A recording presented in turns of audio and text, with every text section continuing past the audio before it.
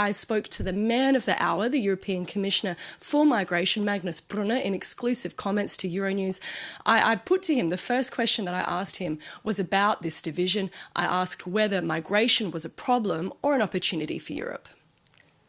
It's both, I would say. It used to be a problem, definitely. 10 years ago, we did take a lot of responsibility as a European Union, but we didn't have a system. We didn't have the rules, the fitting rules, and we didn't have control over what is happening in the European Union. So it used to be a problem. It became a problem, but it can also be an opportunity in the future.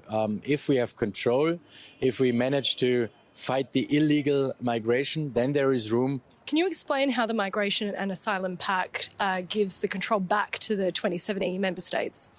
Yeah, we have firm but also fair new rules. This is the first time we have actually a comprehensive system, a European-wide comprehensive system with better border controls, border checks at the external European border, asylum procedures at the border, being more efficient, effective, quicker also with the asylum procedures.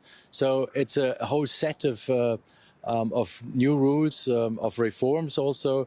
Do you think Europe is ready for the change in mindset? Of course it is, and we are ready to do the reforms, and we have to bring our European house in order. That's the first thing. That's what we're doing with the reforms, and the next step will be to get more engaged with third countries outside the European Union, to work together with them on readmission, for instance, on returns also.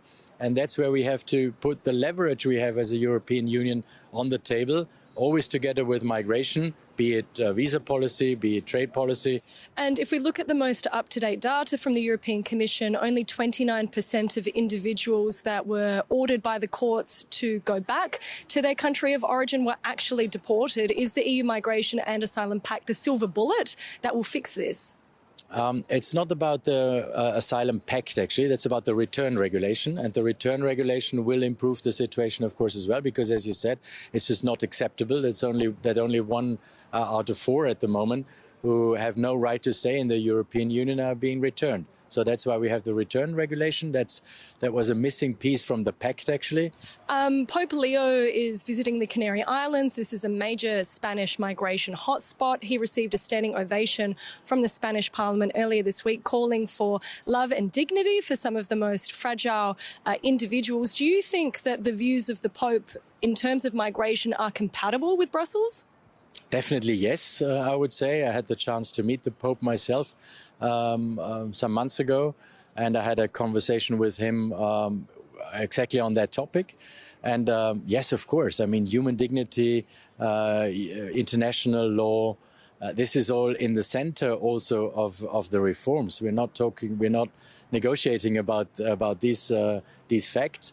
That is really important for us also as lawmakers, as a European Commission altogether. And we have set standards also. And we have to differentiate between illegal migration, where we have to do everything to fight against, because it's about the business of the smugglers and the human traffickers, and legal migration as a second part. And the third part is protection, of course. And that's where the Pope comes into play. And we have to do everything. And we have a responsibility also as a European Union to protect those people whose life is under threat in their home countries. And that's what we try to do. Fighting illegal migration, pathways for legal migration, and of course protection.